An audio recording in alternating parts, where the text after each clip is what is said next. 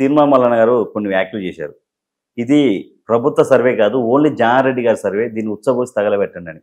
అంటే ఆయన ఏం మాట్లాడినా కూడా సర్వే పట్ల నేను కూడా అదే అభిప్రాయంతో ఉన్నాను. ఎందుకంటే ఈ సర్వే అనేది శాస్త్రీయంగా జరగలేదు, సంపూర్ణంగా కూడా జరగలేదు, మళ్ళీ అవకాశం ఇచ్చినా కూడా జరగదు.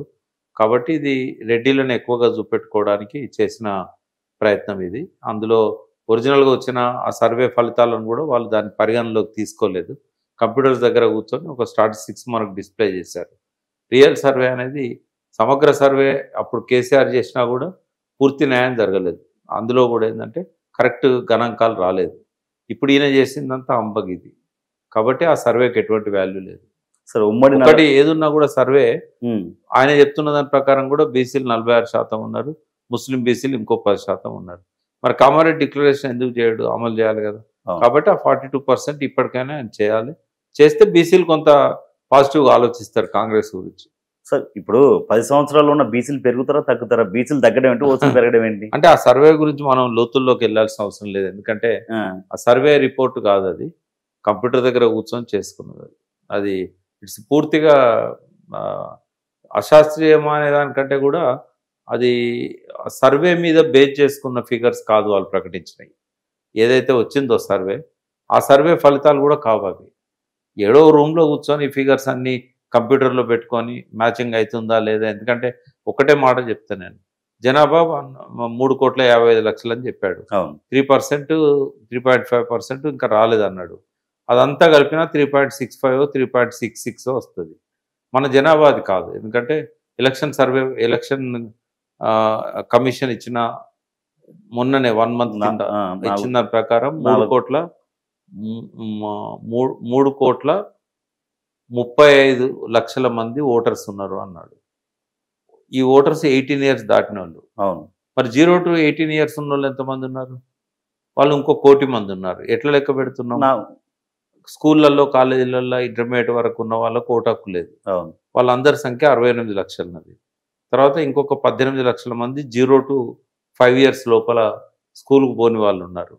ఇవన్నీ కలిపితే 4,30,00,000 మంది దాకా వస్తుంది. అంటే ఈయన చెప్పిన లెక్క ప్రకారం కూడా ఇంకో 60 లక్షల మంది సర్వేలో లేరు. అదేదో 3% కాదు అది. అర్బన్లో వచ్చేసి సర్వే జరిగింది 30 to 40%, రూరల్లో 60%, 50 నుంచి 60. కాబట్టి ఆ సర్వేకి ఎటువంటి శాంక్టిటీ లేదు. మళ్ళీ నేను చెప్పిండో అది కరెక్ట్. సరే, ఇంకోటి, ఉమ్మడి నల్లగొండ జిల్లాలో కోమటిరెడ్డి వెంకటరెడ్డి గారిది డామినేషన్ నడుస్తుందని, ఎందుకంటే మందుల సామ్యాల విషయంలో నేను ఏమంటున్నా అంటే కోమటిరెడ్డి వీళ్ళందరూ థర్డ్ క్లాస్ పొలిటీషియన్స్. ఓకే, నేను వాళ్ళ గురించి అది ప్రజలకే వదిలేద్దాం. సార్, 5 సార్లు ఎమ్మెల్యే అయిన అటువంటి గుమ్మడి నరసయ్య గారు రేవంత్ రెడ్డి గారి అపాయింట్మెంట్ కోసం ఒక 4 సార్లు కలవడం జరిగింది. ఆయన వెయిట్ చేసినా కానీ ఆయనకు అపాయింట్మెంట్ దొరకలేదు. కనీసం సెక్రటరీ లోపలికి కూడా వెళ్ళినారంట. 5 సార్లు గెలిచిన ఎమ్మెల్యేకే అలా జరిగితే మామూలు కామన్ పీపుల్ పరిస్థితి ఎలా ఉంటుంది? అంటే రేవంత్ రెడ్డి ప్రమాణ స్వీకారం రోజు ఏమన్నాడు?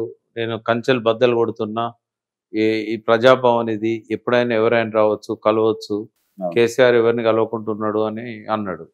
అంటే ఆ రోజే అనుకున్నాం ఇది ఈయనకు కూడా సాధ్యం కాదు కలవడం అనేది, ఒక ఇమ్మెచ్యూర్డ్ స్టేట్మెంట్ ఇస్తున్నాడు అని చెప్పి ఆ రోజే అర్థమైంది. ఒక ప్రోటోకాల్ ఉంటుంది సీఎం అన్నప్పుడు. ప్రోటోకాల్ ప్రకారం ఏంటంటే అపాయింట్మెంట్ తీసుకొని రావాలి. ఆయన ఒకవేళ ఓపెన్ టైం ఇచ్చాడు అనుకోండి, ఎన్టీ రామారావు ఉండేవాడు. ఎన్టీ రామారావు ఏం చేసేదంటే మార్నింగ్ 3:45 నుంచి ఆయన ప్రజా దర్శనాన్ని పెట్టేవాడు. 2:30కు లేసేవాడు ఆయన. 3:30 కల్లా అంతా రెడీ అయిపోయి ఓ 15 నిమిషాలు ఎవరైనా విఐపీస్ వస్తే మాట్లాడి కనీసం 4 o'clock వచ్చేవాడు బయటికి. ఆ 4 o'clock అందరినీ లైన్లలో నిలబెట్టి కలిసేవాడు. ఒకవేళ ఎవరైనా ఎమ్మెల్యేలన్నా, ఎమ్మెల్యేలన్నా, మంత్రులన్నా రూమ్లో పిలిచి మాట్లాడేవాడు. రాజశేఖర రెడ్డి గారు కూడా కొంతకాలం పాటు దాన్ని మెయింటైన్ చేశారు. బట్ కేసీఆర్ గారి దగ్గరికి వచ్చేసరికి ఏంటంటే ఒకరితో ఒకరికి కంపేర్ చేయాల్సిన అవసరం లేదు. బట్ ఆయనకున్న ఆయన నిరంతరం ఏంటంటే పబ్లిక్ ఏం చేస్తే బాగుంటుంది, ఇంకా ఏం చేయాలి, అయితే థాట్ ప్రాసెస్ అనేది మిగతా వాళ్ళలాగా ఉండదు కేసీఆర్ది. ఒకటి ఏదైనా మైండ్లోకి వచ్చిందంటే క్షణాలు, గంటలు దాని గురించి ఆలోచిస్తూ ఉంటాడు. ఎవరినైనా పిలిచి మాట్లాడడం మొదలు పెడితే అది వాళ్ళకి 10 నిమిషాలు 15 నిమిషాలు అని ఉండదు. ఆయనకి ఇంట్రెస్ట్ టాపిక్ ఉంటే సాయంత్రం దాకా కూడా మాట్లాడుతూనే ఉంటాడు. అయితే అట్లా ఏకాగ్రతతోని, ఒక నిబద్ధతతోని ఆయన దానికి ఇంపార్టెన్స్ ఇచ్చినంతగా విజిటర్స్కి ఇవ్వకపోయేది. విజిటర్స్కి ఏంటంటే ఆల్టర్నేటివ్ ఏర్పాటు ఉండేది, సెక్రటరీలను కలిసిపోవడం ఇట్లా ఉండేది. ఇంకోటి ఏంటంటే ఒక ఎక్స్ఎమ్మెల్యేగా తను వచ్చినప్పుడు ఒకవేళ నిజంగానే అపాయింట్మెంట్ తీసుకొని వచ్చి ఉంటే ఆయన వీలు కానప్పుడు ఆయనకి ఇన్ఫామ్ చేయాలి. నేను ఉండట్లేదు వాళ్ళ సెక్రటరీస్ ఆయన మీరు అపాయింట్మెంట్ మీకు ఇచ్చాడు కానీ ఆయనకు అదే సమయానికి వేరే ఇంపార్టెంట్ వర్కౌట్ వచ్చింది, మీకు ఇవాళ కుదరదు, మళ్ళీ ఒక రోజు రండి అని చెప్పాలి. ఒకవేళ అట్లా 3-4 సార్లు ట్రై చేసినా ఇవ్వట్లేదు అని అనుకుంటే ఆయన ఎందుకు ఇవ్వదలుచుకోలేదో లోపల ఏదో ఉండి ఉంటుంది. వాళ్ళు అపాయింట్మెంట్ తీసుకోకుండా గుమ్మా నరసయ్య గారు పోయారనుకోండి, అపాయింట్మెంట్ తీసుకోకుండా పోతే దొరకలేదు అనడం కరెక్ట్ కాదు. నువ్వు అపాయింట్మెంట్ తీసుకున్నాక ఇవ్వలేదు అని అంటే సరైన కారణం చెప్పలేదంటే రేవంత్ రెడ్డి గారిని తప్పట్టు. నువ్వు తీసుకోనే లేదనుకో, ఆయన ఏదో పనిలో ఉండుంటాడు, ఎవరితోనో మాట్లాడుతూ ఉంటాడు, వెయిట్ చేయాలి. 4 గంటలు వెయిట్ చేసినా ఇవ్వలేదు అనుకున్నప్పుడు మళ్ళీ ఒకరోజు నేను వస్తానని ఫిక్స్ చేసుకొని పోవాలి. అంటే ఎట్లా ఉంటుందంటే ఇది మనము ఒక ప్రోటోకాల్స్ను ఫాలో కాకపోతే సీఎంను తప్పట్టడానికి ఉండదు. ఇంకోటి ఏంటంటే రేవంత్ రెడ్డి గారికి కూడా ఆయనకు 24 గంటలు సరిపోదు. ఎందుకంటే ఒక సీఎంగా చాలా సమస్యలు ఉంటాయి ఒక రాష్ట్రాన్ని నడపాలి అని అన్నప్పుడు. కేసీఆర్ని అయితే ఆయన తప్పు పట్టాడు కానీ తనకు అధికారంలోకి వచ్చినాక తెలిసి ఉంటుంది నేను అనవసరంగా కేసీఆర్ని తప్పట్టాను. గతంలో గద్దర్ గురించి ఇలా మాట్లాడేది కదా సార్. అంటే గద్దర్ది డిఫరెంట్ ఇష్యూ. ఒక సీఎం ఒక వ్యక్తికి అపాయింట్మెంట్ ఇవ్వట్లేదు, గద్దర్ లాంటి ఒక పాపులర్ వ్యక్తికి కూడా అపాయింట్మెంట్ ఇవ్వట్లేదు అని అంటే 2 కారణాలు ఉండొచ్చు. ఆ రోజు పర్టికులర్గా ఆయన ఏమన్నా బిజీగా ఉండాలి, ఉన్నా కూడా ఎవరైనా పంపించి లోపలికి పిలిపించి టీ కాఫీ ఇచ్చి ఇవాళ కుదరదు వేరే రోజు అని చెప్పాలి. బట్ ఆయనకు ఇన్ఫర్మేషన్ పోయినట్టయితే ఎందుకు ఇవ్వలేదు, that is different thing. But గుమ్మా నరసయ్య విషయంలో మాత్రం అపాయింట్మెంట్ తీసుకున్నాక ఇవ్వకపోతే అది రేవంత్ రెడ్డి తప్పు అవుతుంది. అపాయింట్మెంట్ ఇవ్వకుండా ఎన్నిసార్లు వచ్చినా కూడా ఇదే పరిస్థితి ఉంటుంది. సీఎంగా వాళ్ళకుండే బాధ్యతలు చాలా ఉంటాయి కాబట్టి మనం అలవోకగా తప్పే అని చెప్పలేము. బట్ ఆయన అర్థం చేసుకోవాల్సింది కేసీఆర్ గారికి కూడా అట్లాంటి సిచ్యువేషన్ ఉండే కాబట్టి ఆయన కూడా ఇవ్వలేదని అనుకోవాలి. సార్ తెలంగాణలో ఉప ఎన్నికలు వచ్చే అవకాశం ఉందంటారా? 100% వస్తాయి. ఎందుకంటే వీళ్ళు డిస్క్వాలిఫై అవుతారు. కొంతకాలం పాటు ప్రొలాంగ్ చేశారు. ఇప్పుడు సుప్రీంకోర్టు పోయింది. సుప్రీంకోర్టు స్పీకర్కి ఆదేశాలు ఇచ్చినప్పుడు ఒక టైం బౌండ్ పెట్టారనుకోండి, ఖచ్చితంగా డిస్క్వాలిఫై చేయాల్సి వస్తుంది వాళ్ళని. ఇప్పుడు నాగేందర్ అయితే డైరెక్ట్ ఎంపీగా నామినేషన్ వేశాడు. అవును, మరి ఎట్లా వాళ్ళు సమర్థించుకోగలుగుతారు? కండువాలు కప్పుకున్నారు, పోయారు, ఇవన్నీ ఉంటాయి కదా. కాబట్టి డిస్క్వాలిఫై అవుతారు. డిస్క్వాలిఫై అయితే ఐజాన్ టుడే టీఆర్ఎస్ క్రెడిట్ ఉంటుంది.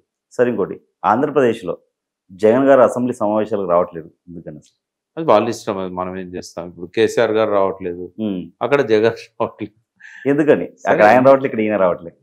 ఇప్పుడు ఎట్లుంటుందంటే నీవు నేర్పిన విద్య నీరజాక్ష అంటారు. ఈయన వాళ్ళు ఉన్నప్పుడు విపరీతంగా అవమానపరిచాడు చంద్రబాబు నాయుడు.